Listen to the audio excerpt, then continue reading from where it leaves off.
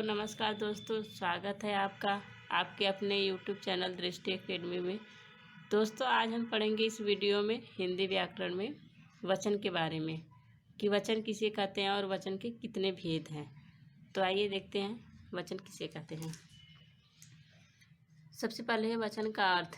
संख्यावाचन और एकता अनेकता का बोध जिससे हो वह वचन है। इसकी परिभाषा है जैसे संज्ञा, सर्वनाम, विशेषण, क्रिया आदि के जिस रूप से हमें संख्या का पता चले उसे वचन कहते हैं और यह एक संख्याबोधक परिवर्तनकारी शब्द भी होते हैं। अब है वचन के प्रकार। तो वचन दो प्रकार के हैं। पहला है एक वचन, दूसरा है बहुवचन। एक वचन जिस शब्द से एक व्यक्ति या वस्तु का पता चले उसे एक वचन कहते हैं।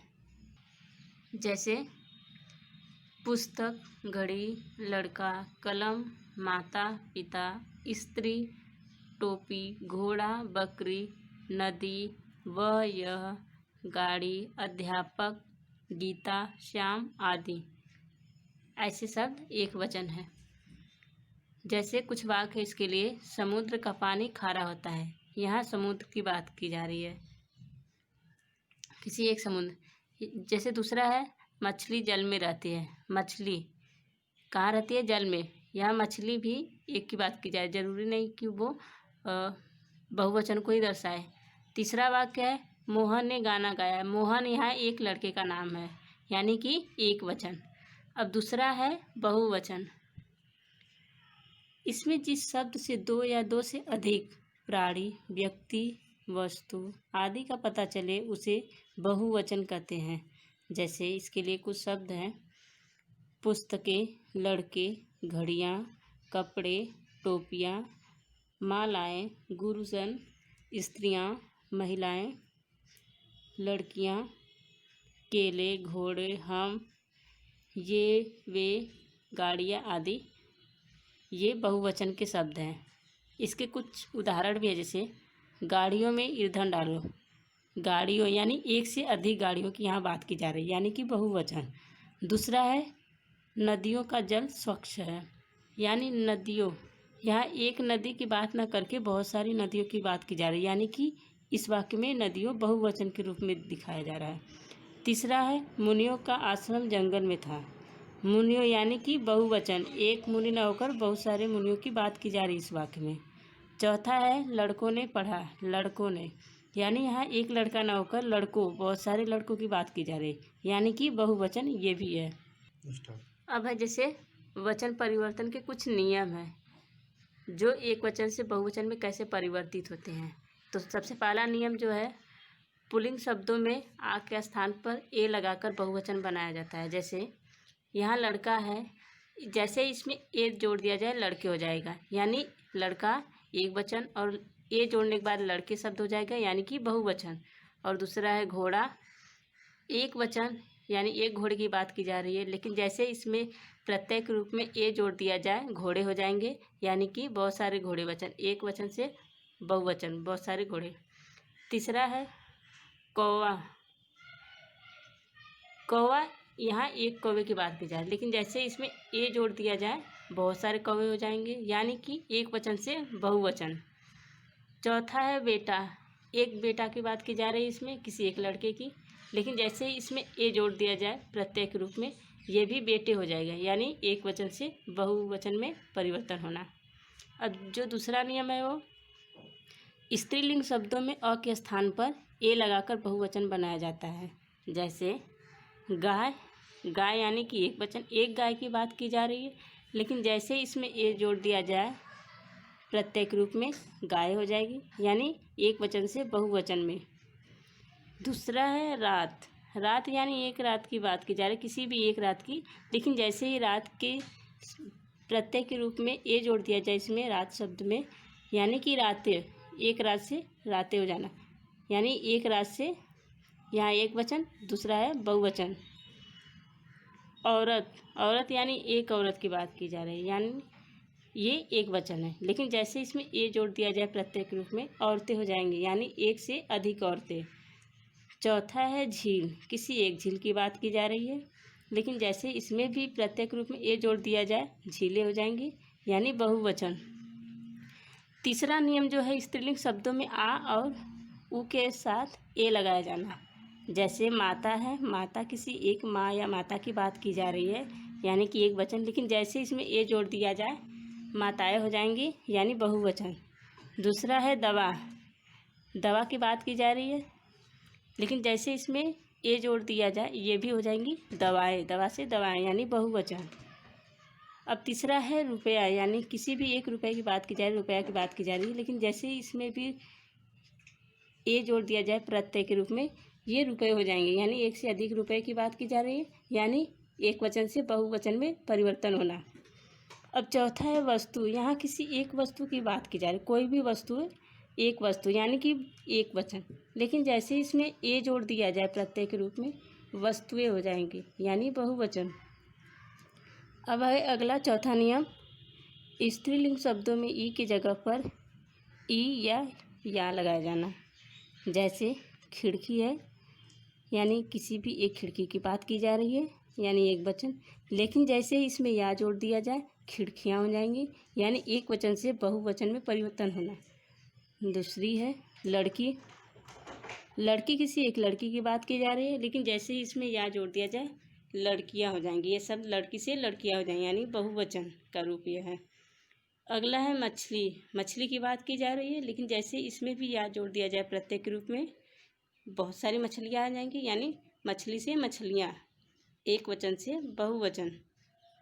अगला है पत्ती, पत्ती की बात की जा रही है किसी भी पत्ती की, लेकिन जैसे इसमें भी या जोड़ दिया जाए प्रत्यय के रूप में पीछे साइड पत्तियाँ हो जाएंगी ये सब यानी कि एक वचन से बहुवचन में परिवर्तन होना।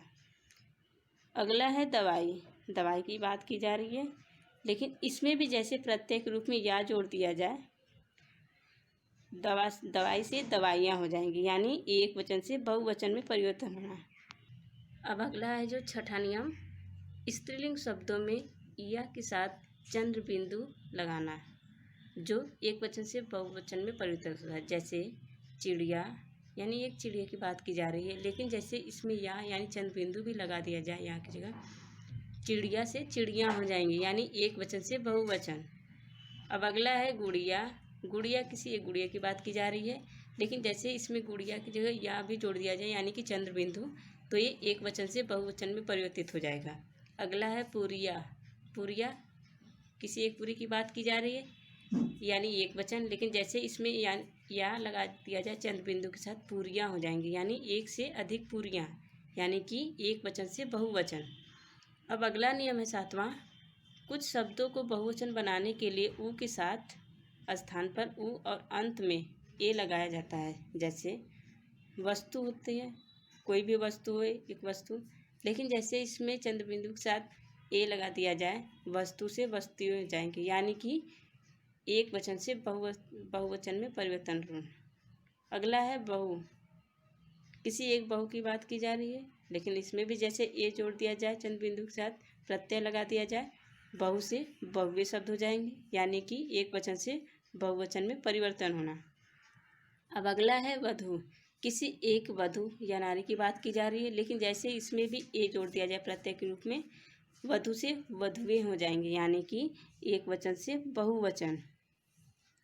अब अगला जो हमारा नियम है आठवां, इसमें है कि संज्ञा के कुछ शब्दों में स्त्रीलिंग और पुल्लिंग का बहुवचन के रूप में प्रयोग गण, वर्ग, जन, वृंद, लोग, समूह आदि के रूप में लगाया जाता है। जैसे हम बोलते हैं गुरु, लेकिन जैसे ही गुरु में जन जोड़ दिया जाए, जन शब्द गुरु से गुरुजन हो जाएगा यानी एक गुरु से गुरुजन यानी बहुत सारे गुरु की बात की जा रही है यानी गुरुजनों की। दूसरा है अध्यापक, किसी एक अध्यापक की यहाँ बात की जा रही है, लेकिन जैसे ही इसमें गण जोड़ दिया जाए अध्यापक गण हो जाएगा ये सब यानी कि अध्यापकों का समूह यानी एक से अधिक अध्यापक। अगला है अधिकारी, यहाँ किसी एक अधिकारी की बात की जा रही है, लेकिन जैसे इसमें वर्ग शब्द जोड़ दिया जाए प्रत्यय के रूप में ये शब्द हो जाएगा अधिकारी वर्ग यानी कि एक से अधिक अधिकारी।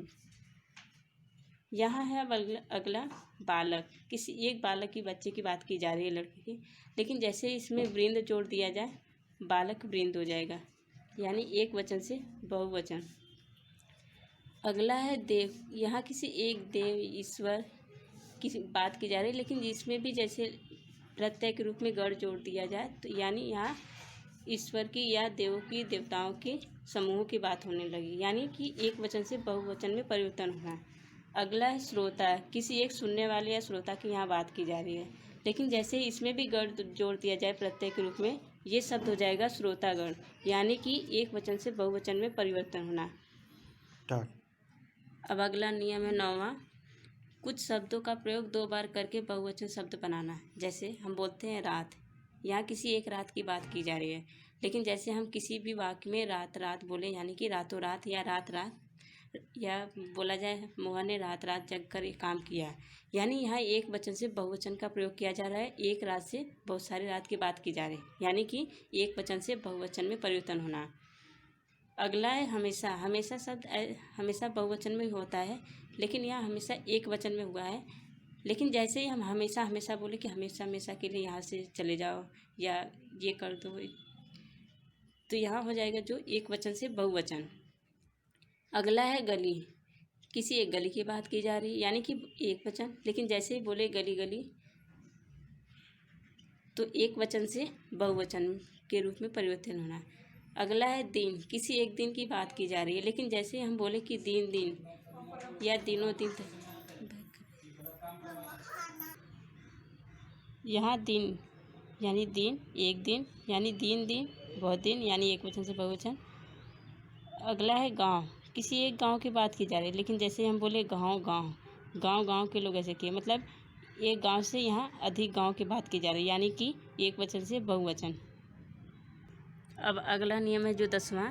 हिंदी में कुछ शब्द हमेशा बहुवचन में प्रयुक्त होते हैं, जैसे आसून, समाचार, हस्ताक्षर इत्यादि। अब है एक वचन और बहुवचन में अंतर, कि किस तरह से जो शब्द है वो एक वचन से बहुवचन में परिवर्तित होते हैं। तो पहला है पुस्तक, एक वचन, पुस्तकें यानी बहुवचन, लड़का एक वचन, लड़के बहुवचन, अध्यापक किसी एक अध्यापक की बात यानी कि एक वचन, लेकिन अध्यापक गण यानी बहुत सारे अध्यापक, केला किसी एक केले की बात, लेकिन जैसे इसमें ए जोड़ दिया जाए केले यानी कि एक से अधिक केले बहुवचन, बहन किसी एक बहन की बात की जा रही है, लेकिन जैसे इसमें ए जोड़ दिया जाए बहनें हो जाएंगे, यानी कि बहुत सारी बहनें, एक वचन से बहुवचन। अगला है सड़क। सड़क एक वचन, सड़कें बहुवचन, झील एक वचन, झीलें ये जोड़ने पर प्रत्यय झीलें यानी कि एक वचन से बहुवचन। ओके दोस्तों, आपको वीडियो कैसी लगी? अगर अच्छी लगी हो तो आप लाइक सब्सक्राइब कर सकते हो और शेयर भी कर सकते हो, और अगर आपका कोई सुझाव है इससे संबंधित तो आप उसे हमें कमेंट बॉक्स में भी लिखकर बता सकते हो। आज की वीडियो में सिर्फ इतना ही दोस्तों। ओके दोस्तों, थैंक यू। जय हिंद।